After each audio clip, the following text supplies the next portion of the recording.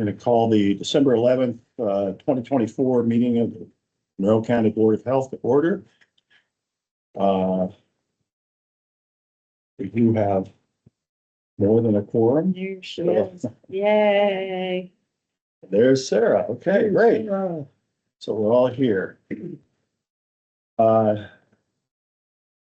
First order of business is approval of our minutes, and we're going to start chronologically. So we'll do our September minutes first, which are still unapproved. If everybody's had a chance to read them, I would accept a motion to, what, you have corrections? Yeah, under public comment, C. It says members of the public and it identifies them, and candidate for county council identifies them. It says spoke in support of the recently closed Futures Planning Clinic. They didn't speak in support. I think we should take the in support out of it. Because the sentence continues, if it's spoke of the recent closed Futures Planning Clinic and the services it provided the community, particularly for marginalized groups, and expressed concerns about transparency. I think that in support should be taken out. But I think it's worded correctly. Oh, you do? Because the recently closed modifies Futures Family Planning Clinic because it was recently closed It was. at the time, had it been closed? Right, it was closed as September 19th. Yes. Okay, so recently closed Family Planning Clinic, and they were speaking in support of the clinic. They were speaking in support. Right, so they weren't speaking, Kay, if it were worded, they spoke in support of the closure of Family Planning Clinic, I would totally agree with you. But, and I you have to agree with Aurora. As you were reading it, I was thinking they did actually speak in support of the recently closed clinic. they weren't supporting the closure Yeah. of the clinic. Okay, I took it, they were supporting the closure. When I read it, but whatever. All right, so we'll leave it as it is. So in that case, did you have other corrections? So no, anyone? Motion to approve? Thank you. All second. Been moved and seconded to approve the minutes from the September Board of Health meeting. All those in favor, please say aye. Aye. Aye. Opposed? Motion passes. Right. The November meeting minutes, the last month's minutes. If everyone had a chance to read those, I would accept a motion to accept those minutes. I'll make a motion to accept the minutes for November 21st. I'll second. Thank you, Lisa. Been moved and seconded to accept the meeting of the minutes of the November meeting. All those in favor, please say aye. Aye. Opposed? And it's part approved. Public comment. Do we have anyone? I see. Shelley, you're actually on the agenda, so you are public, but we're going to hold your comment for a moment. Commentary. Do we have anyone? You see anyone? No. Okay, seeing none, then we'll move on to our next item, which is department updates. And we have with us tonight Shelley Salieve from HealthNet. So Shelley, the floor is yours. Thank you. I really just wanted to stop in. First of all, this is kind of an all new board since I have been coming to the meeting. So this is new. So I do want to meet people. But mostly I just want to thank you for the ongoing support that the health department has given the HealthNet. The Monroe County Health Department has given HealthNet, but also Volunteers in Medicine. We've been receiving funding for you guys, from you guys for, I think, almost since the opening of the Family Clinic. I have to go back and look at the records. How many years ago was that? That would be 17, How did I almost say that? 17. Mhm. Close since the beginning. Yeah. A lot. Let's see. prenatal care because of the health clinic and the health department. And so we're so grateful for your support and your ongoing support. And really, I just wanted to come and say hello, meet you guys, and thank you very much. I think on behalf of all the board, we're happy you're here doing what you're doing. It's a really valuable service for the community, so thank you. We love what we do. I have a very special little team and I'm very proud of them. And we do some great stuff and I know you know a lot of them. Yeah. Thank you. It's nice to have such a supportive organization. Yeah. It's come a long ways from Raj Hadawi's It, inception. That's right. It really was. it's expanded, but I was talking to Raj about it, a few months back and he was just delighted to see that it was able to expand to include people who do have Medicaid and Medicare and really to see anybody. So, but we still provide all those services that we did at the dental clinic, and behavioral health, and we try to do dental. Again, if you know a dentist who's interested, let us know. We're looking for a dentist. Yeah, and the evolution to a federally qualified health center allowed you to provide a lot of more services, and for some reimbursement allows other programs to exist. So, because Volunteers in Medicine was worked basically on donations. It's a sister. All donations, yeah. It was amazing that it functioned as long as it And I did. do think that's a reflection of our community that we live in. I really do. We were able to do a lot for their. Yeah. And that was really all I have. Well, great. Shelley, Thank you. thanks. Yeah. Thank you. Thank you. I'll let you. Happy holidays. Thank you, you too. So, I will, thank you, you too. Okay, Nick is not here, so Indiana Recovery Alliance, Nick usually comes to speak to us every year, and he's packs a lot of information into a very short period of time. But Well, maybe he'll, got plenty of business. yeah, so we'll go around that for now to Lori's administration report. Mine's really pretty brief. We've been busy, but not a whole lot has changed since the last time we've met. So some updates on our new positions. So the Health Services Director position and an Assistant Registrar and Vital Records positions were posted 1 week ago. So we've received well over 30 applications for the Assistant Registrar position. And just one for the Health Services Director Oh, so my far. goodness. And unfortunately, that candidate does not meet the requirements. Looking at seeing what other, I can post that on a state site where all of the local health departments have access to see open jobs and see if we can start increasing some activity that way. does it also go on Indeed or any of those? Indeed and LinkedIn. Okay. And then the county website. What do you remember what medical websites you could put it on? Yeah, that's a good thought. I'll look So you were into that. looking for basically, Does the Indiana Hospital Association have a job board? Because that might be a good place for it. I'll check on that. it's, no, we're looking for a nurse, correct? A nurse with, Administrative and managerial. and managerial. So I'm wondering, is there a statewide nursing website that might also be a place to post? And it should probably, if we haven't sent it to IU, it should certainly go on their website for job posting, because why not use our connections? School nursing, Yeah, and we have, Coach them. we have school nursing and it's statewide, and yeah, we should be using all of those places to post. I'll check on all of those. Let's see, been doing phone interviews for candidates for the Director of Public Health. By the way, I'm sorry, can you just tell us, you said you've had over 30 applicants for the vital records position. Mhm.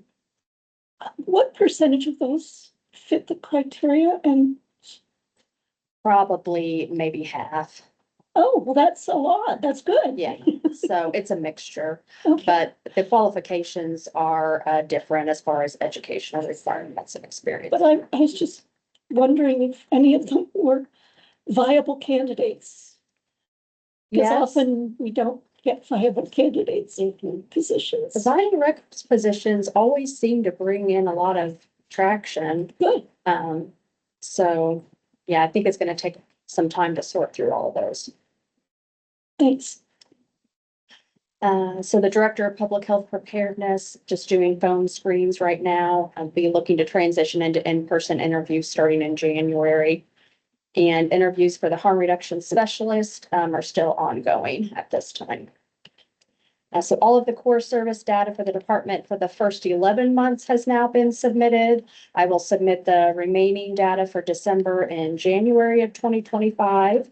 I'm hoping, I believe that the state will update their website on Health First Indiana to be able to reflect some of those metrics. In 2025, we will now start submitting our core service data for environmental services and vital records. We have not been doing that currently. It hasn't been on the portal, so they've now got it. So we'll be adding those metrics next year.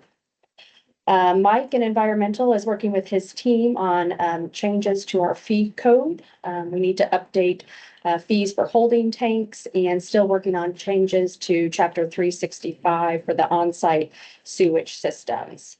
Our proposed local changes are still in the process of going to the review panel at the state. So we're still just kind of working on some of those changes at this time. But this will be coming to the board in 2025 as we update our local codes.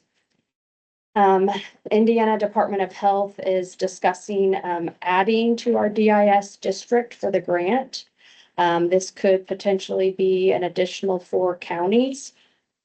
Do you know which 4?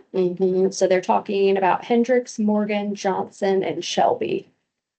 So from my understanding, what's happened is Marion. I was inundated. Marion County is can't. And they pulled out of the grant, so they are now just using HFI funds. So that means the donut county, so they are just funding and paying for services in Marion. So now they've lost the coverage to those surrounding counties. Which other counties? Hendricks, Morgan, Johnson, and Shelby.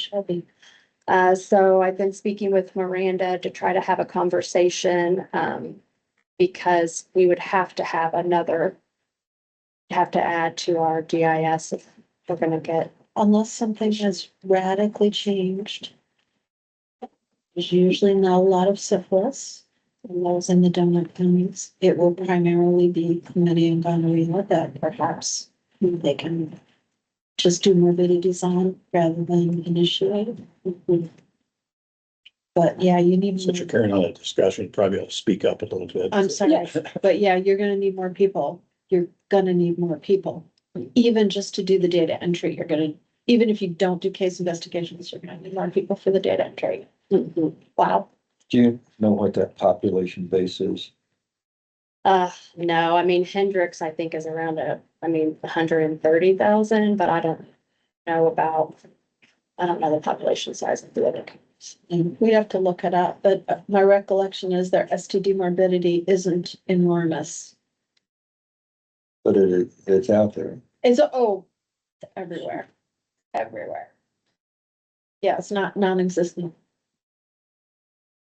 So we'll be getting the grant application soon and then hopefully be able to find out about whether that would include additional funding and what changes. So Matthew is transitioned to HFI funding, so he's just covering Monroe County now. So it's just Miranda covering the district with the grant. So we do have that part-time position filled for DIS to assist. That position is still ongoing, doing training. That's all I have. Well, so you had a little more than you thought. Can I ask, I'm curious, going back to the septic systems Mhm. and how many we've actually managed to finish all the paperwork so that we don't lose the funding Mhm. that was available, that will only go to the end of this month. Mhm. So there was 3 more that was in process of getting those finalized with the paperwork. But some of that is also just trying to get a hold of the contractors and getting through the process of the paperwork. And I know that there's been discussion of contracting so we can finish doing the work next year. But there's multiple factors that are going into actually getting these contracts approved and signed off before the end of the year. Okay, thanks. That's it, okay. Thank you, Lori. Always good stuff. Thanks up. So we're gonna move into old or continuing business. I want to have a comment first before we talk about the Health Net, this is the Health or Homeless Initiative Project, I think the partnership agreement. I received, we had some questions about how many people were, maybe this initiative would keep out of the emergency room and it'd be a way to evaluate the expenses. Well, as it turns out, I received an email just this morning from Catherine Wiles, who I had spoken with prior to this, who could really provide virtually no information. She was the one that sent out that intern study that I think I copied you all on. But because those of us that were at the public health clinic, we were notified that on that particular day during the summer, when we had our tour down there, that a data analysis person was being hired. Well, as it turns out now, they have some very specific information. And this email, I sent this email early this afternoon, and I just received it not early, late morning. So if you haven't read it, you're completely forgiven for that. Not that you need my forgiveness, but I would understand. Now they have some very specific information about who they're seeing, where they're from, what they're there for, where they live, or what they give as an address. So this information is just becoming available. They do not have statistics for November and December yet, but they will have statistics for the year. It sounds, at least most of the year. The little picture that was included was just a phone picture of a screen. And when you enlarged it, it was completely illegible. So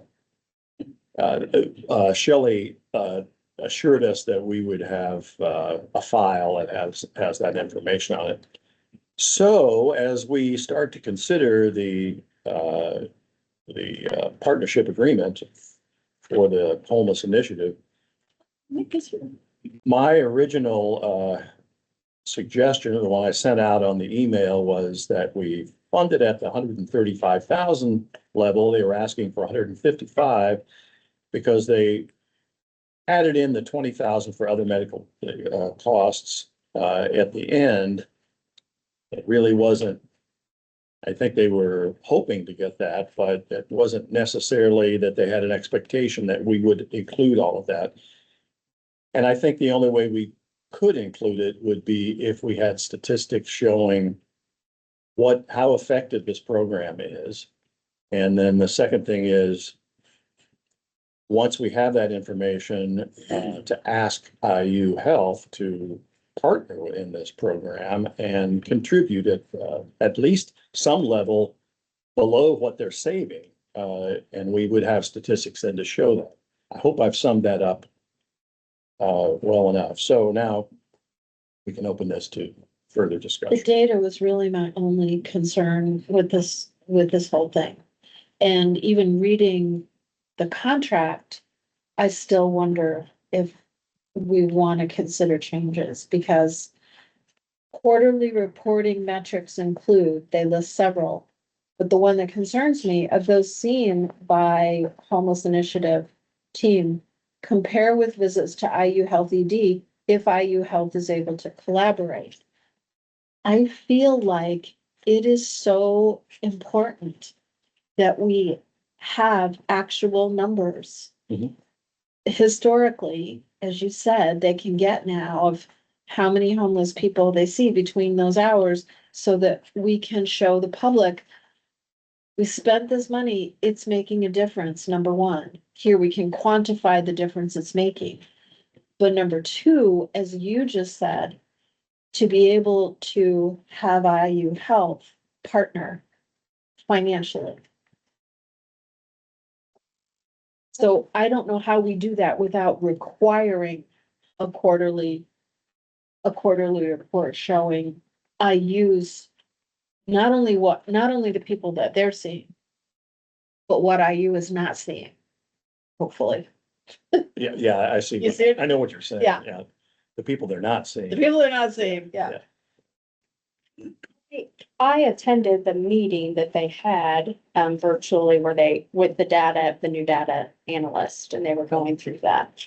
So, I mean, I feel pretty confident he's gonna do a great job pulling that information and tracking it. Okay. To what extent are they doing some of the work that we're gonna be helping funding? This is something I could have asked Shelley.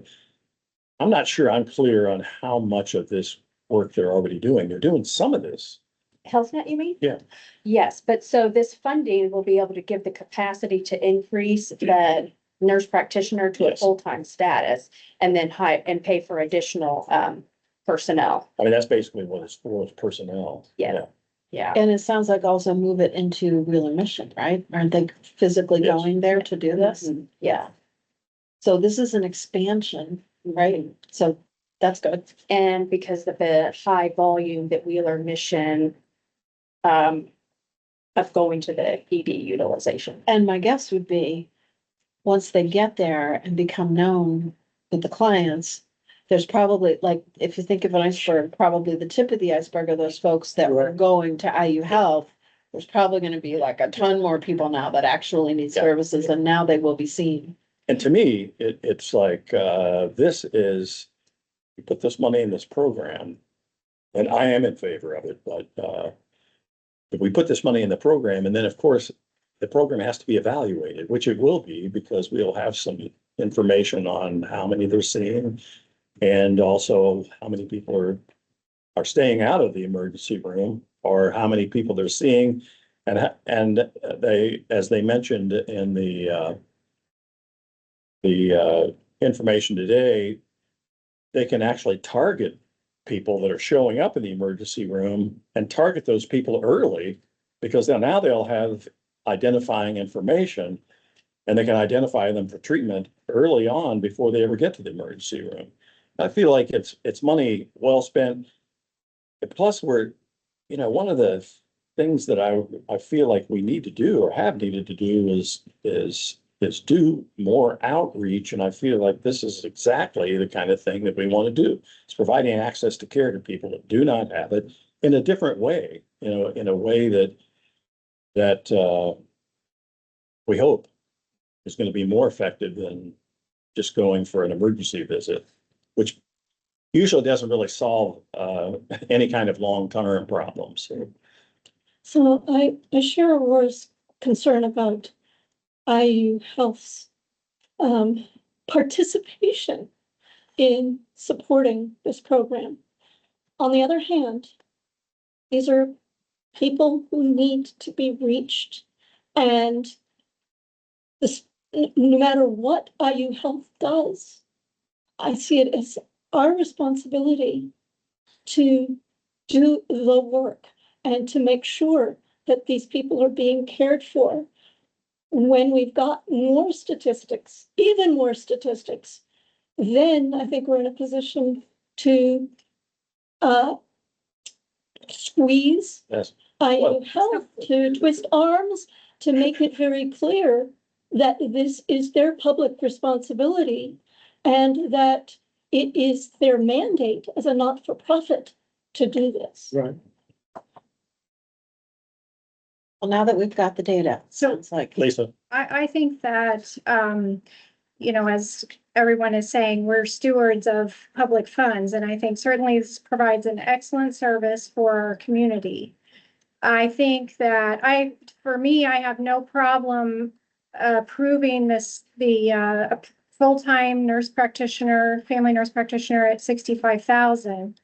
I think that due to the late data, getting us late data, I think the data part is something we're concerned about. So I think maybe what we do is not approve the second part, which is the outreach navigator, until maybe next year when we have data to say to the public, okay, this is the number of patients we're serving. These are the patients who have access to care.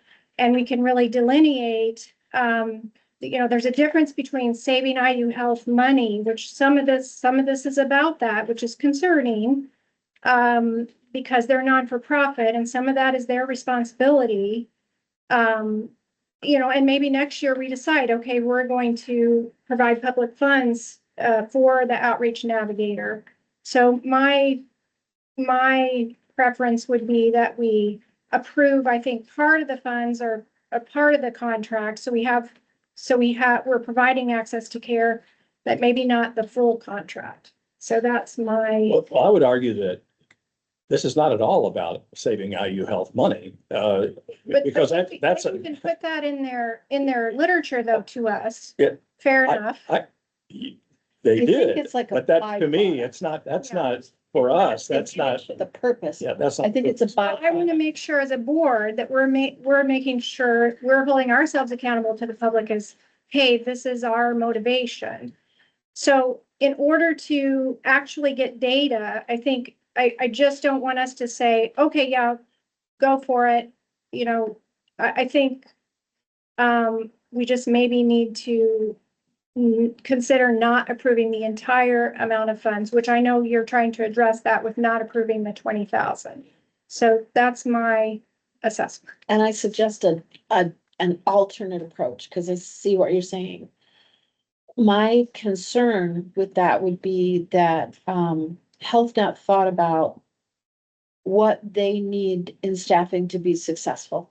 So I wouldn't want us to come behind and say, we're not gonna fund the navigator now, because it might cripple, they might not be able to do they might not be as successful without it. So that would be my only concern about this.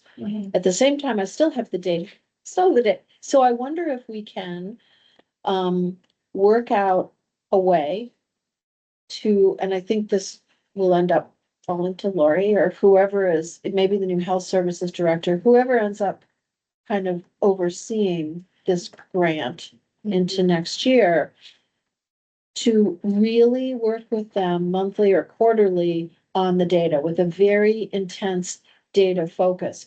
Because now IU Health has that data person and they have reports. So everything we're talking about might be moot in the first quarter if that person is able to give us data and we get it. I think we just need to, and so maybe instead of not funding the navigator, we go ahead, we fund them at the full amount with the understanding that we're very serious about collecting the data quarterly. We're going to be looking at it. If there's a problem, we're going to be talking to the parties involved in that. In a future year, they may risk funding if they don't provide the data. That makes sense. That would be how I would address it. My concern about not funding a navigator is that I'm using your iceberg. You know, that right now, the nurse practitioner is taking that top piece, but it's missing all of the people who may indeed be the individuals passing around whatever is problematic. So it may be, you know, who is the source of this particular infection within this group of people? And without a navigator to begin to find those individuals, to really get into the community and seek out individuals for care, we're going to be missing opportunities that I think are, as you're saying, important to the success of this program, and indeed are the very individuals who may be at the heart of many of the health issues in the community. So I think the navigator will have a prevention function, and just like Sarah said, in finding the people that need, that they may legitimately have a payment source for health insurance. They may get health insurance, they may not be on health insurance, but if the navigator can address that, we've solved preemptively a lot of healthcare access problems, just right there. Yeah, I think if we take away one of the tools that they need, then we can't really fully evaluate how effective the program is, Whatever. because it just, yeah, I know it's exactly what you said, but Mhm. that's why I feel, Lisa, that I feel that we should fund it. I appreciate your difference. I appreciate also your desire to So save funds.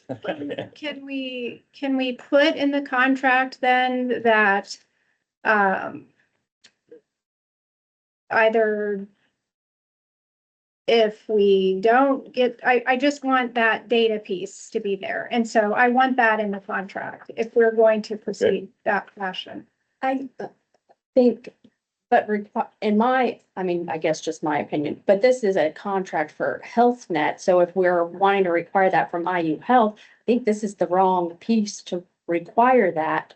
I think you just talk to Amy and tell her what you.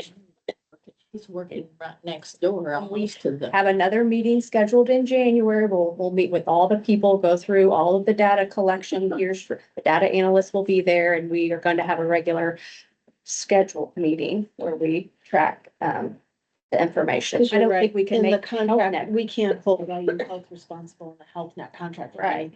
Could you That would never convey fly. to Amy that it is the sense of the board that it's urgent to get the appropriate statistical reports in order that we can evaluate how things are going and possibly move forward with how you have. To support the, you know, I think that they understand that. And I think honestly that they're just as passionate and excited to kind of see how these services could make an impact. yeah, I think, when I spoke to that Catherine Wiles, about a month ago,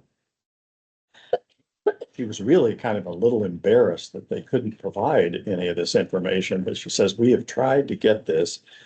And, we just don't have that kind of information. And she said, I'm gonna send you what I have, which was that study, which really did provide a little information, but it was really, Yeah, her embarrassment came through in the email. yeah, exactly, yeah.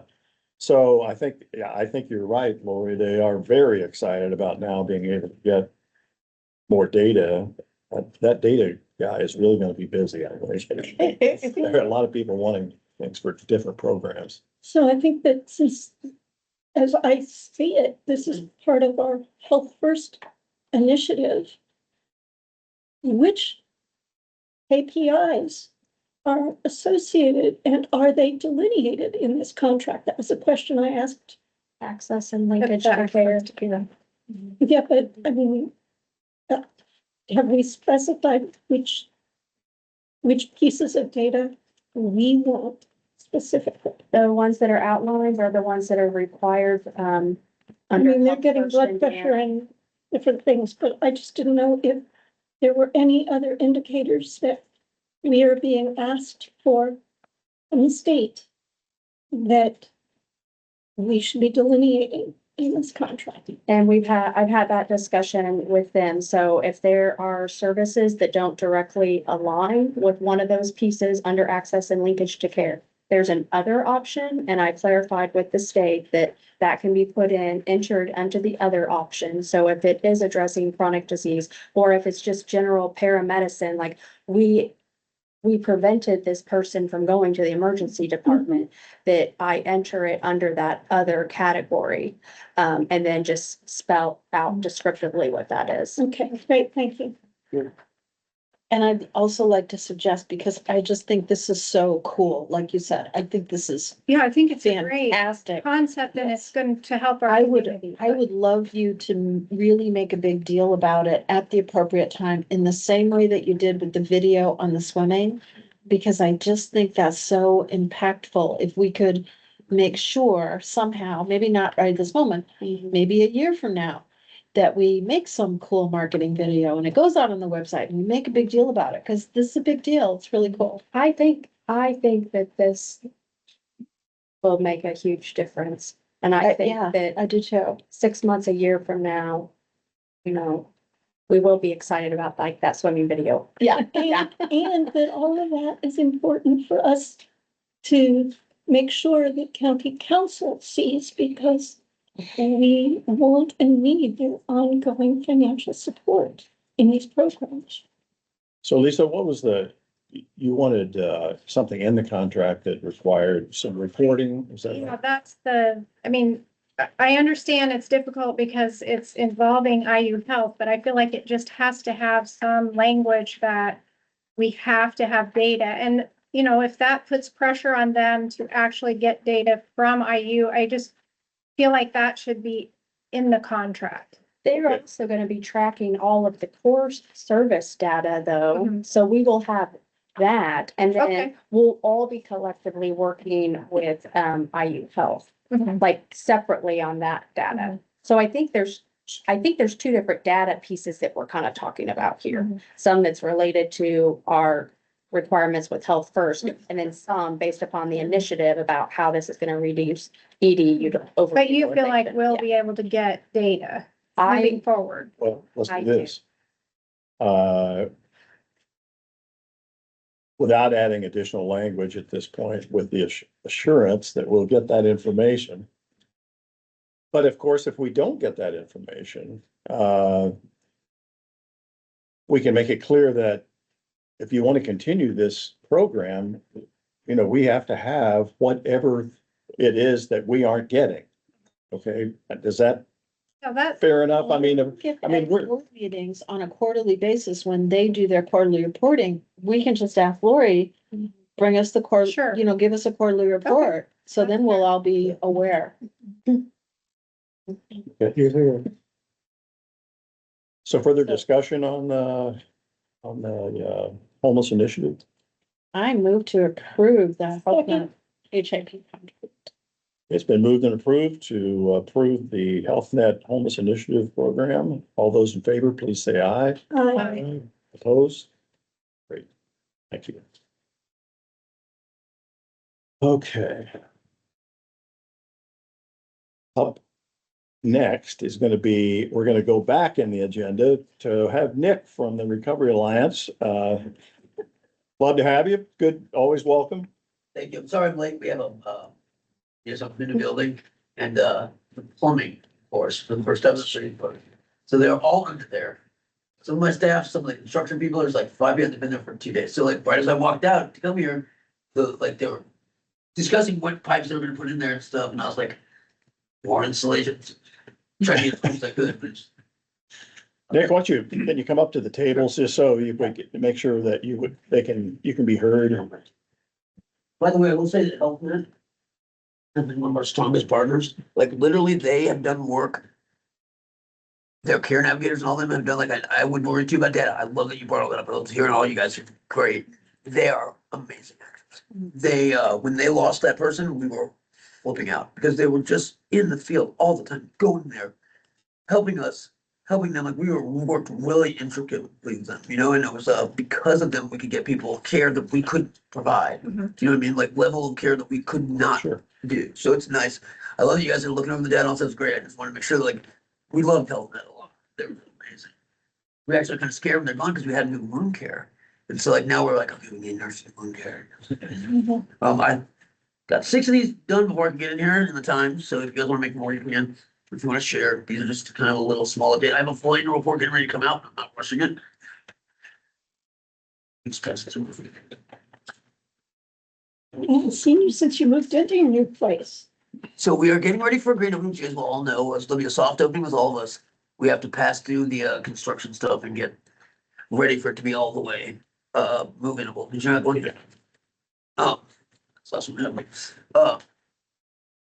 This has been like one of the best years we've had lately. This has been amazing.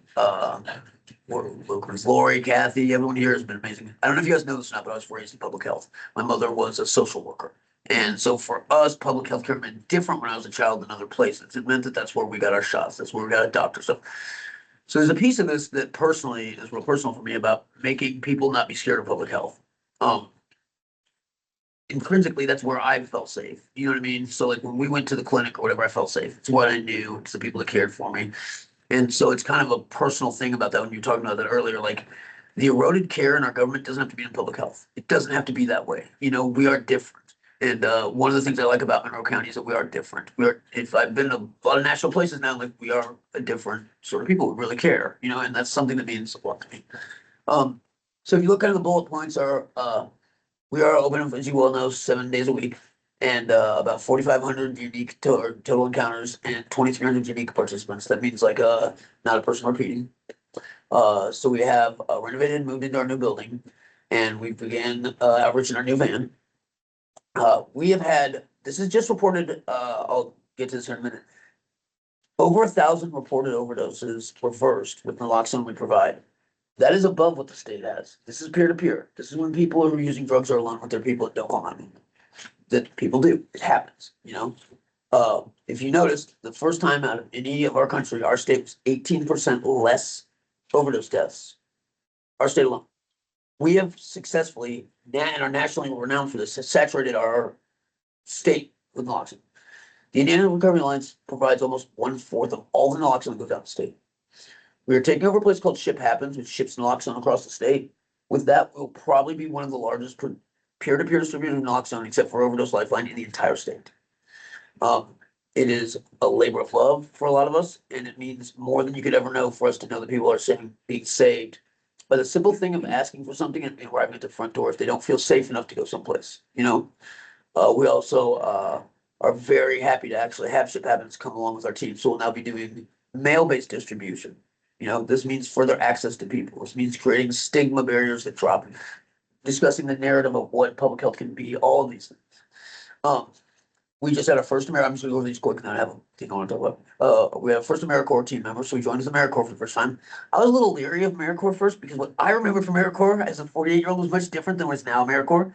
These are job opportunities for a 24-year-old person who's been with us from all the way from a volunteer to doing some intern work to being an employee and then going out of AmeriCorps and being out in the public in the world to see what kind of stuff they can do in their lives and what kind of opportunities are open to them. And so they open a slew of wide opportunities to whatever this person who's Trinity Dara chooses to go with. So she is right now working on a point in time survey that we want to do for a long time. They'll give us an idea of like what's going on in our community in relevance to HCV, HIV, and any sort of bloodborne pathogens and a whole bunch of other stuff. It's kind of like I don't know if you guys know what point in time surveys. They're considered a better data than taking surveys every day. So we provided rapid testing. One of the best things of this year is we did a grant with, and we proved one of IRA's plans from the very beginning. You know, we helped create the ZIP Coalition. And one of the very first plans we had was that we know that it took one of us who experienced these things, who'd experienced prison, who'd experienced addiction, who'd experienced recovery, and it came out to help on the other side, needed to be at the lead of this. If we were going to get people treated for HCV, HIV, and to get people back into recovery, to get people living positively and healthy. So we started this grant with one person being a peer tester and going in the community and finding the people to test, and the other being a care coordinator out of Positive Link. It was monumental. Like we saw more people who had never been into testing than we ever had. We paid people $15 gift certificates from the grant to come just to get tested. So if you want to get tested, you get $15. We went to some clinics, whatever. Strange enough, we couldn't get to Wheeler because we were trying to get to Wheeler, but we just didn't get a chance. So I'm hoping we get there before the grant's over. We got to everywhere else. And it was alarmingly and wonderfully one of the best things that's ever happened. For a while, we didn't provide testing except for if they came in and asked. We didn't robustly do this because we could provide no cure. So we were hurting people by saying, here, you're positive of disease. We get you cured in a couple months. You can say that's okay, but that's not okay to tell someone. And I know from personal experience when they told me that, and I thought I could get cured, and I spent 7 years with a disease that they would not cure me of, was heartbreaking. And I almost lost myself, you know? And in being disabled and just sitting around on my butt all day going, I'm not worth anything, you know? It was only when I finally got cured by some people from this that I felt like I'm worth this, you know? And I could see what was going on. I could see a future, you know? This let people see that. All these people go into treatment. They don't just get served, they get tested and they go immediately into treatment. So within a week, you're getting people into treatment. This is unheard of. This is amazing. Other than having an actual like 7 gene expert, which is a point of care testing that takes 90 minutes, this hasn't been done very well before. We were hoping to do this further and incorporate telehealth, but the grant just is not, right, didn't have funding for it. So we're gonna seek to do this through other funding. Out of 75 people tested in one group, 35 were positive. The epidemic is so larger than we think. It's so large. And people just don't want to get tested because they're scared. They believe old data, they believe old stigma, and they won't come in. I just can't tell you, like, from a personal basis, from suffering from this and having all this happen to me, like, what it was like to tell someone, no, you'll get cured within a week, just come back, or we'll follow you. So they'd go, the peer tester would go find them. You know what I mean? If you're homeless, they went out to get you and say your meds are here. They went out to say, hey, come on for this, or naked confirmatory test. And you know, I'm sure you guys see well and help, but watching people get healthy is something that's like, it's unreal. You know, it's unreal to watch people. And not so much for me, but to know that like those diseases aren't being spread to other community members, that like this is a stop point, that we're aligned in the sand. So that was one of the best things that happened this year, and I love it. We also had the match grant, you guys, which you know, as well as the county and the state really came together, the health department, all of us formed this like 3-piece that gave us this building, this van, and some extra supply money. We are now considered, when they put out the national standards, we had already done, without knowing any of the national standards, all of the national standards. The health department, us, and the county had all done it. So when they look at best testing, like the best thing you can know with opiate settlement grants, we hit every marker by just intrinsically doing it as a community. You know, which made me feel, and as I told them all in a council meeting, like I never felt like I was connected to my community in that way. I never felt like people were gonna fight for me, you know? Having feeling like you have your county to fight for you is a huge thing. And my people feel that. And so that's transmitted into my population. When I speak to them, this was done by people who care that you live or die. That is probably the most important thing we can give people. The idea that someone gives a shit about, that cares for them as they're going through the worst of their life means more than you could ever know. It's what saved me, and it's what saves a lot of stuff. Hope is huge. It's powerful. I just want to say that because that grant provided something for a lot of us, especially us working in the field, that we didn't expect to happen. And we've all grown like a more sense of purpose. I know we in the health department have, I know that all of us have, of like, how do we look at this together? How do we move? How do we help people? And it's been amazing. We added an LCSW to our place, so we had an on-site counselor. There were things I couldn't deal with, and there were things that even people from training, they just don't have the capacity to deal with. And we needed to have that done both for workers and for people who came in. So when there's a huge problem or a crisis, we now have an LCSW who's on site. They're through another company. They're doing their own services. They provide free services when people don't have money. So it's not, there's no cost to us whatsoever. The only gain they get is to serve the population. And so it's like one of the most robustly wonderful things we've had. So we now have, as an addition to this, all of our staff has group therapy once a week. By our own volition, you guys. I would have never chose group therapy. Do you understand this? Like, we chose to have group therapy as its staff. It's been like one of these things that we've had dirty, bad conversations. We've been hurt. We've been mad. But to know that we can come back to this place of like, of what I think it was a tribe, something my mother instilled in me. And like, I actually, for the first time, felt like, I was doing her all right by being in a place. And it was the first thing that ever happened to me like that since she passed. It was like, I get why you did social work, Mom. I get it. You know, forever I fought against it. Like, I get it now. You know, like, personally, it was just. So we also acquired, we just became an RCO. So what that means is if we want to, as we move forward, which like we do, we're really close with the health department, Kathy and Lori and Melanie. As we move forward, we'll make this shape the way it needs to be shaped for the best for everybody. What it means is we're a recovery community organization. So peer coaching, NA, AA, harm reduction focused meetings, all become like a community building of sorts. So the idea that someone with chaotic use and someone 2 weeks into sobriety can operate and find positive change. People can see positive change going. They can see people working that are healthy in recovery, whatever their recovery is, MAT, sobriety, whatever it may be, and see there's a path in real time and know that there's a place safe for them. You know what I mean? We have a way to segment the entire SSP off. So that it literally can be, the building can be used without the SSP being seen by anybody. So people have problems triggering, it's immediately handled. We have, if you see when the, it's a lot easier to see the thing when you see it. So when you see the building, you'll see what I mean. We designed this building to be the best place for the entire community. Right now, it's in two shapes because only, it's in two sides because only one part of phase one has been done. When we get the rest of the funding for phase two, it'll be a robust building with like, partitions, but also wholeness togetherness. You know what I mean? The whole point is to like treat people without treating them as substance users. Do you see what I'm saying? If so, that's the only thing you get treated for in your whole life, then you're a substance user your whole life. If you get treated for your health, you come in there, you get treated for a stubbed toe, maybe your HCV. We can talk about the other stuff later, but you start to gain trust. People start to see with their eyes and touch with their hands recovery. They start to touch, positive change. They start to meet people who are like, no, I did before, it's not right for me right now. Instead of, no, I'm not using it.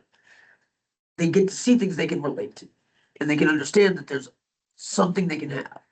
And also, we might open the building up to someone who say wants a Zen Buddhist teaching class at 7 o'clock on a Sunday night. They don't have a place to do it. So the point is to have like robust services with also being a part of our community intrinsically.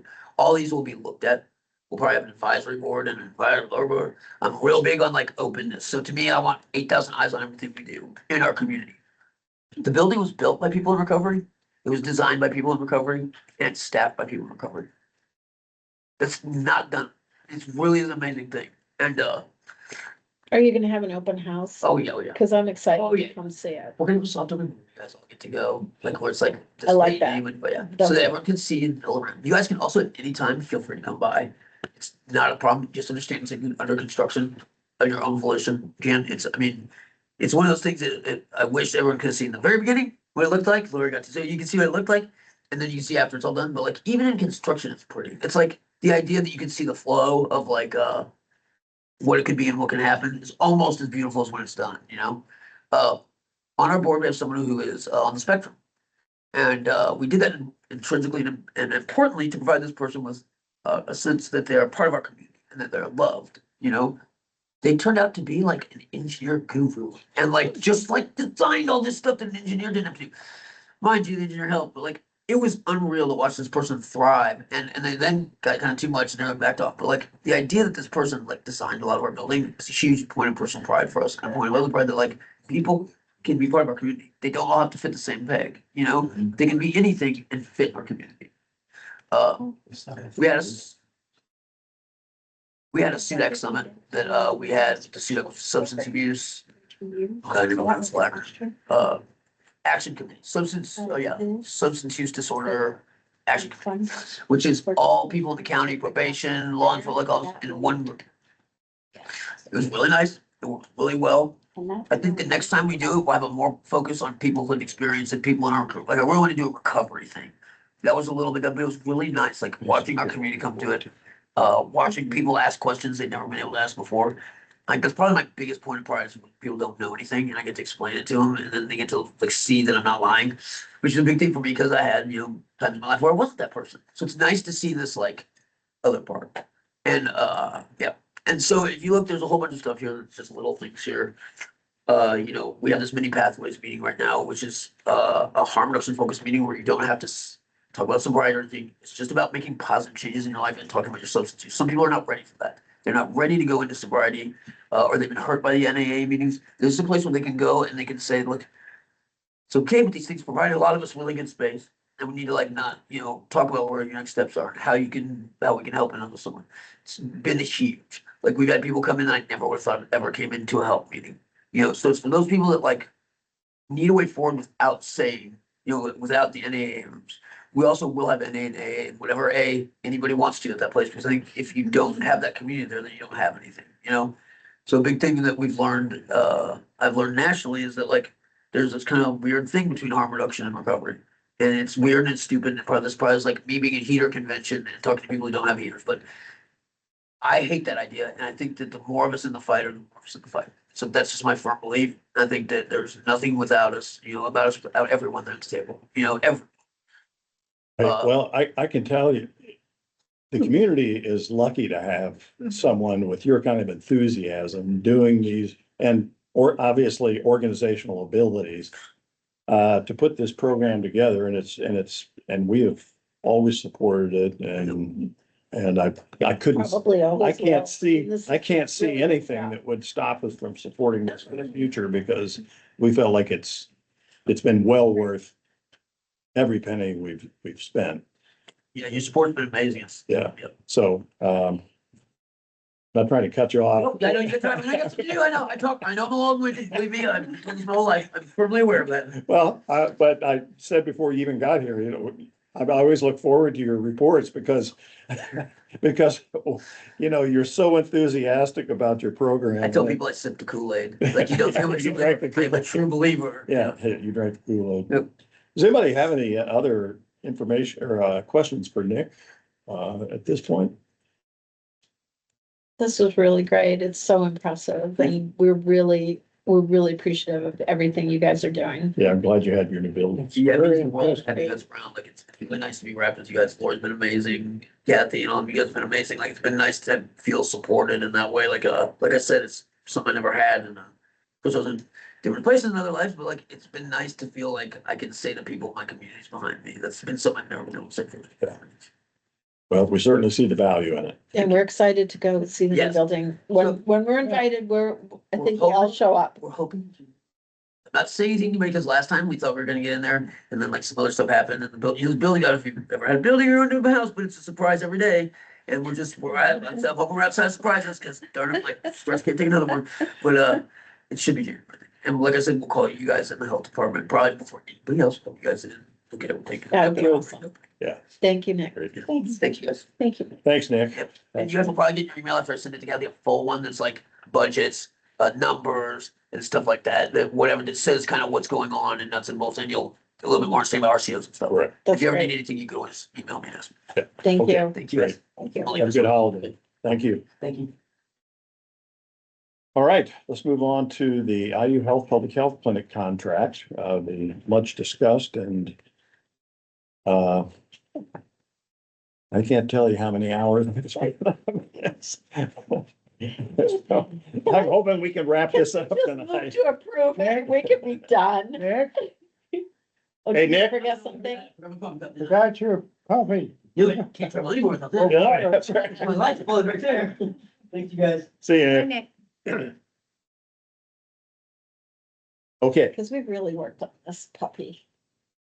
Yeah. when I sent out the email explaining what the proposal that Laura and I came up with, and that Laura, after our meeting with them, do we need to discuss this further? Yes. Okay, So I feel that I'm just not satisfied with the VaxCare. It is entirely unclear, exactly how much money is coming in, what IU Health is making, what the line items for the budget are, what we're spending for VaxCare, and what that looks like as a whole piece. well, So- Lori can provide information on how much VaxCare, exactly the number that VaxCare is coming in and how much we've paid them, that type of thing. Okay. Oh. Yeah. So I received this. So is this, That's what we track on our county financial side, because we receive the VaxCare checks and then we process them and then make the payments to IU Health. so is this information ever presented in more of a budgetary form? Like here, On what Up they here. are using it for. you Right. mean? like fun? I think some of that may have been in one of the Excel documents. I'd have to clarify how they are tracking that on their budgets. So I guess everyone feels clear that, okay, this money is coming in for vaccines, and then exactly how that money is being, or exactly the budget, how money's being spent. I guess it just feels very unclear. And so therefore I still have issues with the 80-20. I know that's just been how it's always been. Their point was they didn't understand why it wasn't all coming to them. That was the first thing they said. Well, yeah, we never really understood why we're not getting all of it. I think in their view, they're doing all that. Here's, I get it. Trust me, I'm not not standing in your way here of asking these questions, but I think in their view, they're doing the work and, there is a budget shortfall every year. And if we took away the VaxCare program, that would be bigger. And so they would just We be, have to give them money. so we would just be adding more money in the contract in the other part of the contract. So the current arrangement, I think, continues to be evaluated, but at this point, I feel maybe like you, not completely certain exactly where their VaxCare money is going, where it's going, but I know it's going to cover some of the things that aren't covered by our other contract, which obviously they were asking for a much higher amount. They weren't asking, actually, it was Amy said when they sent that over, it just reflected their actual expenses, not in personnel, not really what their expectation was, or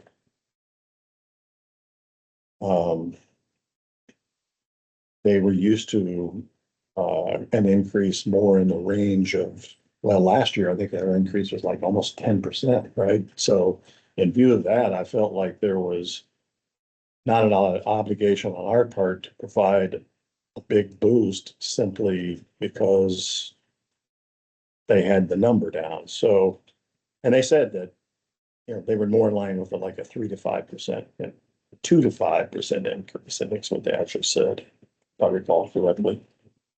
So we left that meeting feeling like we still didn't have a completely clear handle on the 80-20 for VaxCare, but we felt like it probably made sense for them to at least keep the 80 after we talked to them, because it's all going for vaccine administration, which they do and we don't. So, and I think, just speaking only for me, when I'm on a board like this and I'm looking at all of these grants and all of these things, I have to go, what's the point where the juice is not worth the squeeze? And so I just don't think there's enough money here for us to be talking about, is it 80-20, is it 70-30, and getting down into the weeds of every single penny of what that's going for. Like, I'm totally willing, at least this year, to just say, yeah, they convinced us they need it. They're doing a great job. Let's just move on. We got bigger fish to fry. Mhm. So my point is just accountability. Like, if we just have all the information, then I'm okay to make decisions, but I just want all the information. And I feel like, we started back in August. I started asking for information, and it's taken until the last hour in December, less than a week ago, to get more information. So I just want, I guess taxpayers should be able to say, they look to us to be able to say, okay, here's what things look like. And, does that appear to be, bean counting, if you will? I think that's fair. I mean, I think we're stewards of taxpayer dollars, and, I agree with vaccines. Obviously, this is important for our community. I'm not arguing about that. I just. No, I think we understand your point. Yeah. Yeah, So, I mean, and it's not that we don't, so I'm it's not. not that we trying to disagree argue. either. Yeah. We don't disagree. I just think they're different approaches, and I wish we had started all of these grant renewals earlier in the year. We should not be in the middle of December in the position of having to review and approve grants that start January 1st. So I'm hoping for next year, we can start this process much earlier and work out all of these things so that we're not in this position, but right now, here we are, and it's really down to, Plus, you we'll know, see, we let an agency this important go without a grant January first because we didn't get a sufficient answer to yeah, we can to start, VaxCare. Well, yeah, no. we can start, keeping track of the VaxCare dollars. And have it in a, you know, some report. And like I said, if it continues, it's been irregular. So, the last 2 years have been pretty good. To the tune of like, what, 60-something thousand? But prior to that, I think it was, Under 10. yeah. So not, it's only become, it's become a little more significant, and that's why I said in my email that, we would track this more closely, and if the trend is to remain high, pretty substantial, then I think, we want to take a closer look at what the distribution level is. But I think what they told us is that it was that high during COVID and because they were doing way more vaccinations and they Sure. don't expect it, barring another pandemic, which nobody wants. They don't expect the levels to get up that high anymore.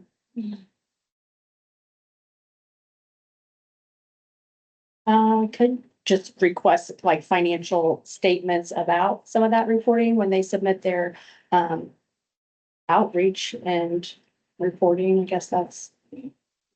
Are we able to get that kind of reporting quarterly so that we're not at the end of December looking at the numbers that we really want? Yeah, I think that I can ask that. I think that's probably certainly reasonable. The VaxCare checks they don't come on a consistent basis though.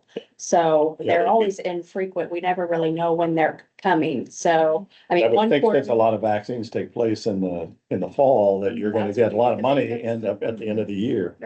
Yeah. But can we actually look at the number of people, the number of incidents of vaccination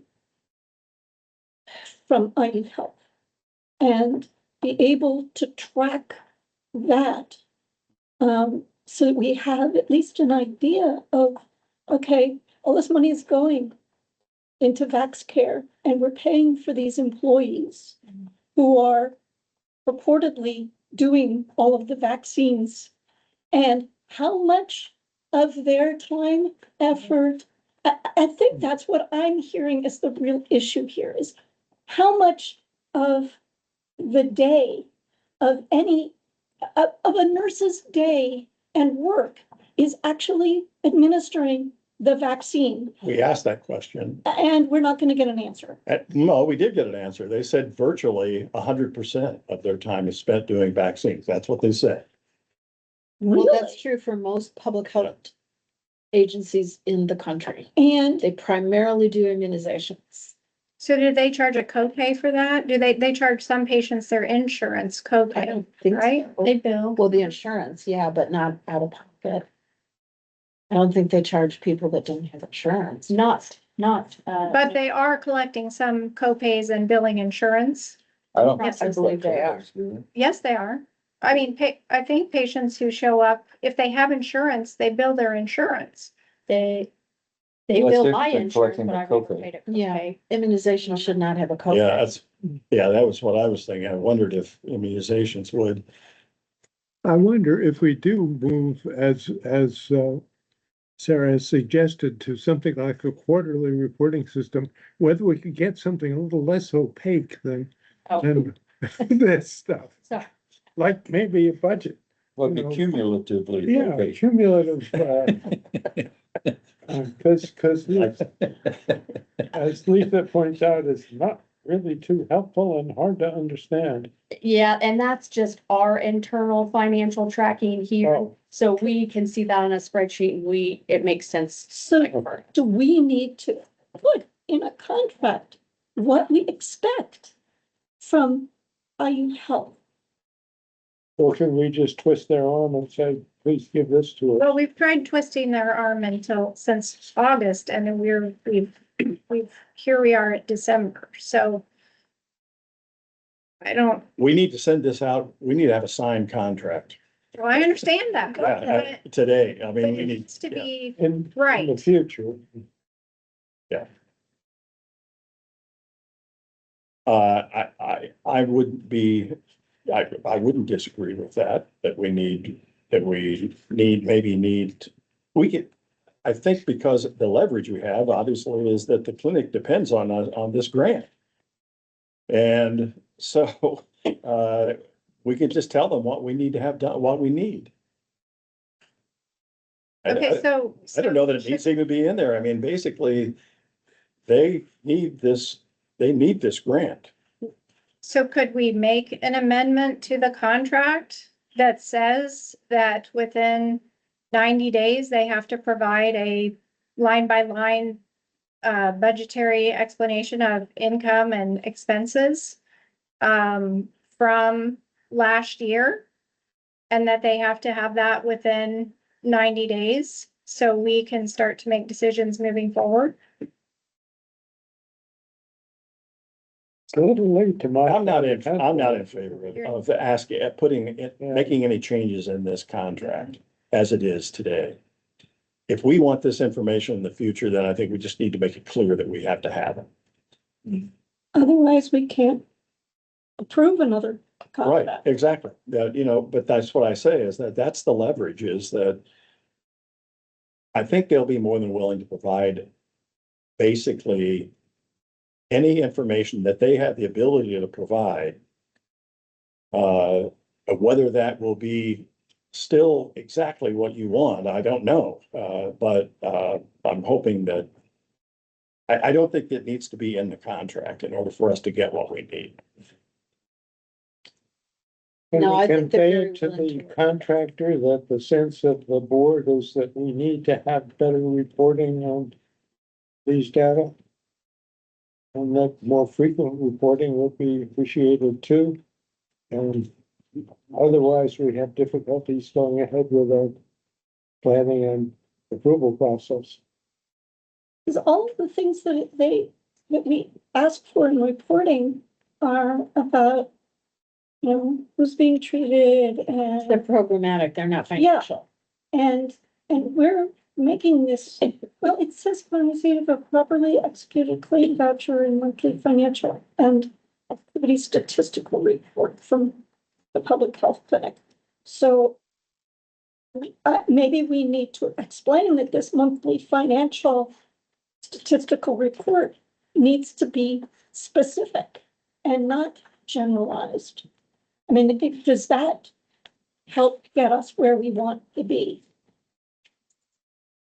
Yeah, we get lots of reporting and financial breakdowns that we submit with the grant, so I think it would be similar to just simply asking for that same type that includes like the Max Care.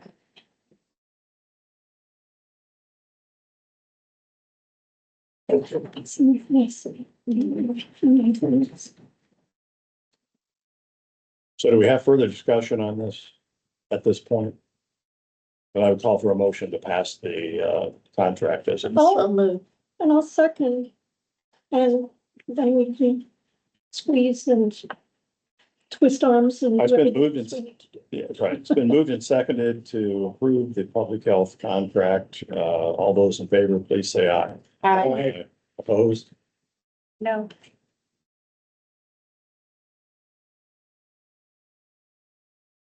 Okay, motion passes. And then we have an agreement in our packet, but it's not on the agenda. Do we need to vote on this agreement for coordinated school health services? Yes, I'm sorry about that. So so you did actually vote on this the last time we met, but I had a request from one of the commissioners to be able to expand our school liaison services to include pre-K. So ECC, SC, and RBB. So that'd be around 100 children.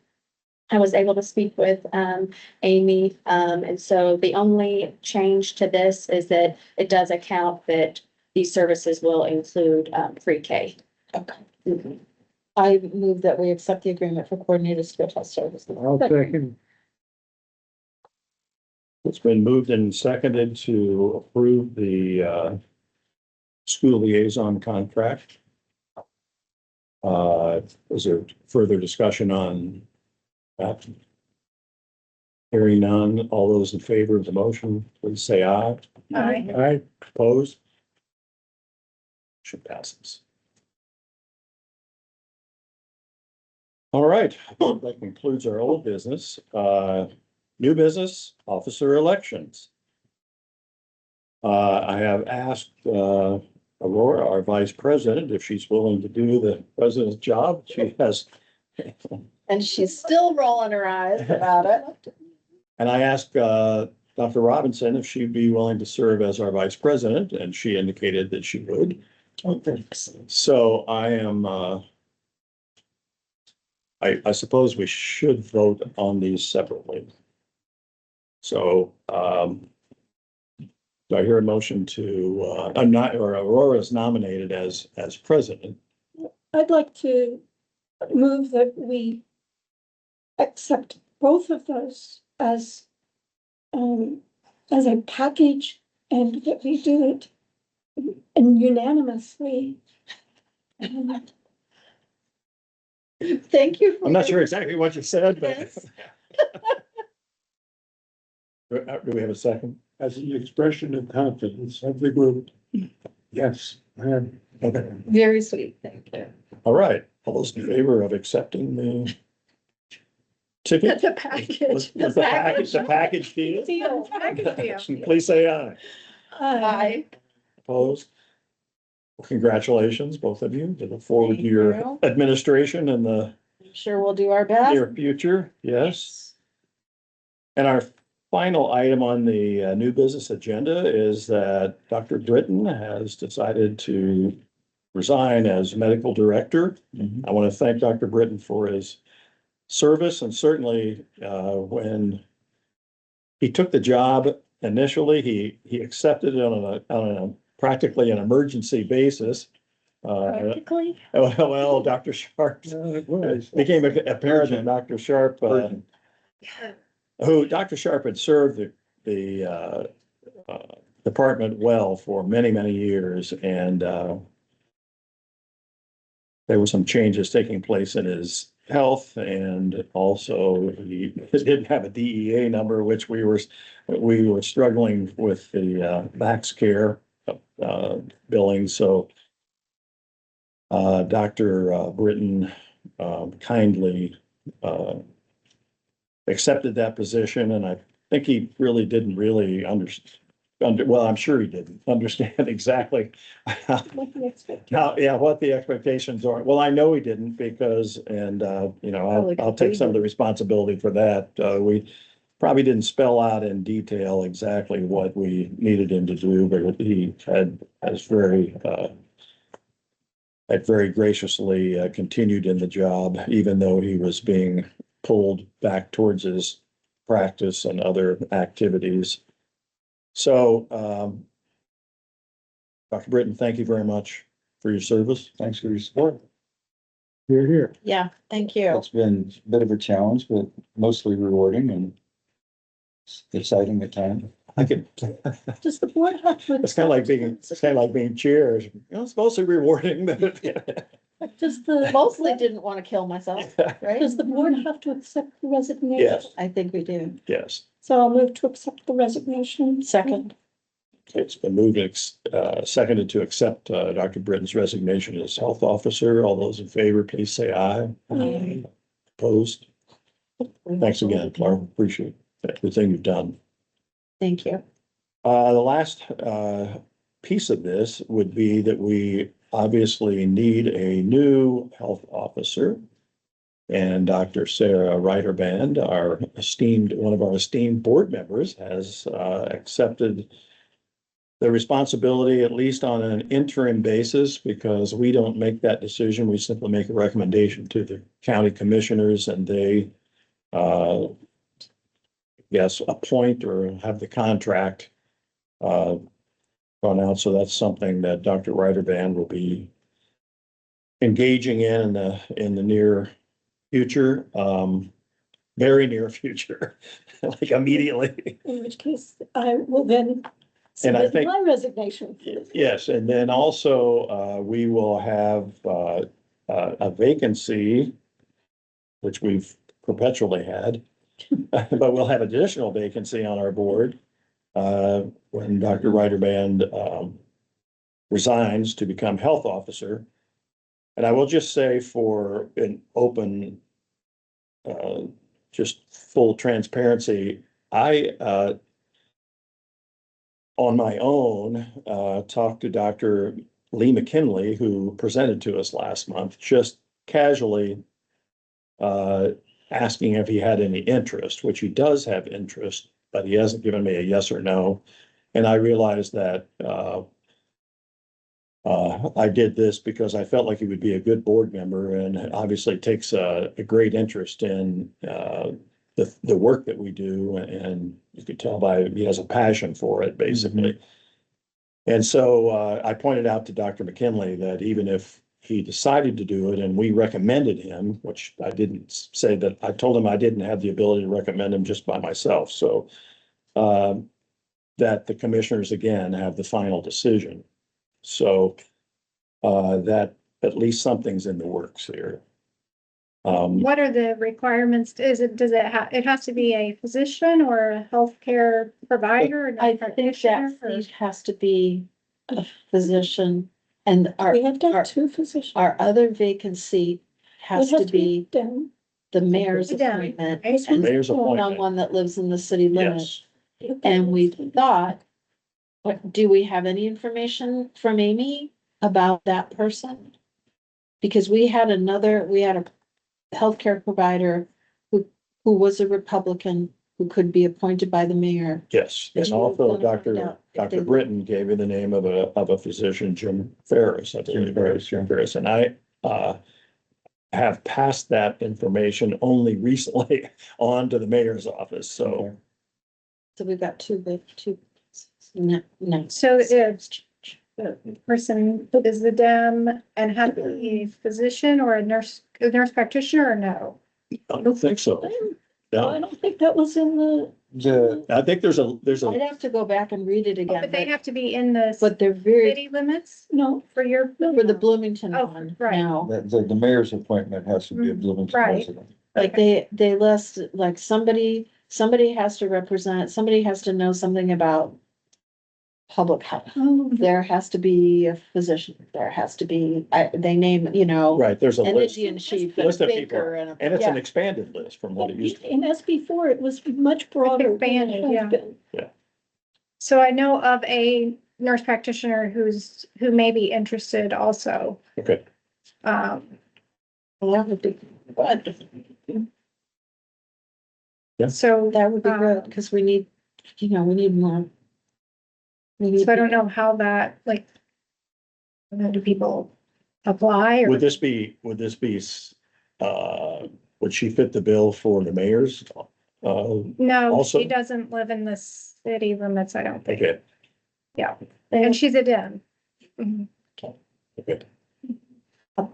They apply through the commissioner's office. Okay, yeah. Right. Got it. One of the candidates that we had recommended, it was a political thing that they said no.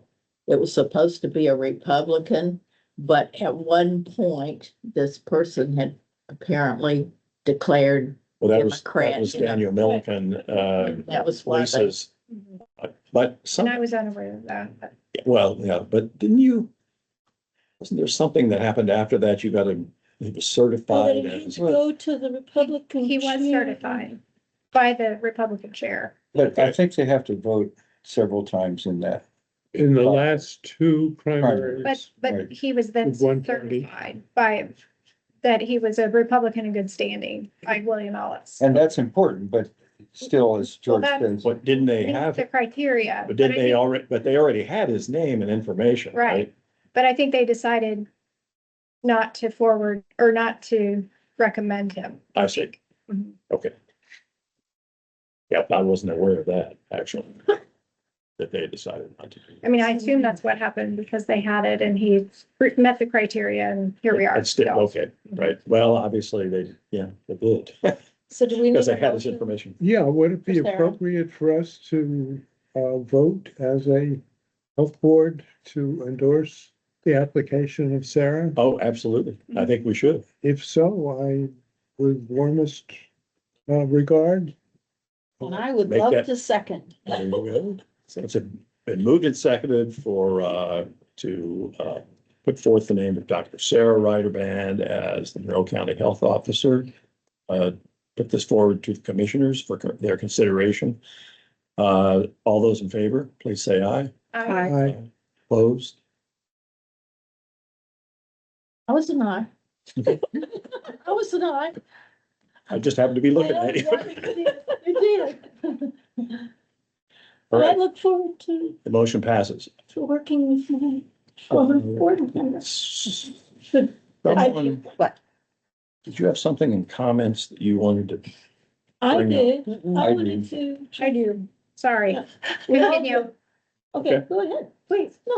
No. One of the things that came before us, was the neonatal program, at Health First, and since we have Health Net? HealthNet, sorry, since we have, stepped back from the contribution we were making, I would like to remind the public that this is a time of giving, that HealthNet, like many of our partner organizations, for instance, Indiana Recovery Alliance, are not-for-profits, and your funds are certainly welcome to any and all of our partners who help the health board do the job of public health in our community. So give generously. Thank you. Well considered comments. I'll make it brief. I just want to challenge us to start to think about our goals for our community for the next year and really start to talk about those at the next meeting. I know there was a big meeting with, statistics and there's going to be a report and they're going to say, okay, here are the things that we should work on. I think there's no reason why we can't, as a board, say, make our own decisions about, hey, this is what we have the staff for, this is what's important for our community. And so I think one of those, it should be chronic disease management and maybe revisit the mobile unit to go out into the community to do that. So I just want us to be thinking about that and really be able to, January when we meet, start to hit the ground running and not, be independent as a board. And we have some new staff. And I just look forward to making our goals for the year and improving the health of our citizens. Amen. That's all I got. Thank you, Lisa. Dr. Britton? So I don't know if the board wants to do this, but I'd like to have some comment about Cheryl Munson, who passed this week, who's been gone for yeah, 2 days ago. She passed. Oh, I didn't know that. Yeah. Yes. So if you'd be interested to make a comment as a board, she's been very supportive, Yeah, staunch community well, support. maybe you'd be best suited for that Yeah. Well, because, she's a neighbor and a friend and we're already Yeah. doing that, but I'd be glad to convey that for the board. thank you. But it might be nice to send a letter to her husband. Oh, or yes, To the council or, yes. Okay, we can do that. Yeah. I'll help. Well, I'm still president. You'll of the still- interview, you'll do so that. I'll take it. No, I only met her a couple times. I'm not, you should do that. Condolences from the board Pardon? to, her husband. to her No, no, family. Yeah. Not? no. Oh, yes, he is. Pat's, yeah, he's So- not that well, So but condolences from the board to her family, yes. from a board that was well supported and cared for by this amazing county council member who cared about this community and the health of this community.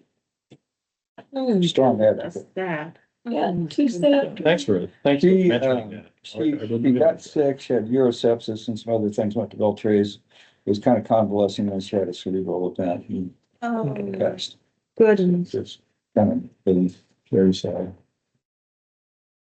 Well, I just want to make a couple of comments. I want to thank the board for its support during the last year and a half. They haven't been the most pleasant at times. But overall, I feel like we guided the department through some of the very difficult times, and I feel like it's on a sound footing. And I'll give a lot of the credit to Lori, who I think is an amazing administrator. And she's had to put up with a lot of things, well, from me and from the public, but actually, I'm going to thank you for all the hard work you've done. And I know it's been a little discouraging at times, and you felt really like underwater, but Yes. But we appreciate you. Yes. Yeah, we really appreciate you. it is. And I want to thank you, Steve, because you have gone above and beyond and have put in so much time and effort. I'm Well, thank you. immensely grateful. And I'm not saying goodbye to you because I'm still gonna be leaning on you. Just so you know, Steve said he was going to help me a lot. Good. So I'm gonna be depending on him a lot. I'm here for you. Thank you. I know, thank you. Thank you indeed, Steve. You're our go-to guy and have been for this whole year, pretty much. Thanks. Appreciate that. I don't know if I can do it without you. You can do it. With that, I would accept a motion for adjournment. Move to adjourn. Second, All those in favor? Aye. Hi, I, Opposed? happy holidays, everybody. Yes. hey, Thanks, Dave. Thank you, Dave. Yeah, thanks for coming, Dave. Or Dave, Should have asked him a tortures question with all just these to make his meetings. time worthwhile.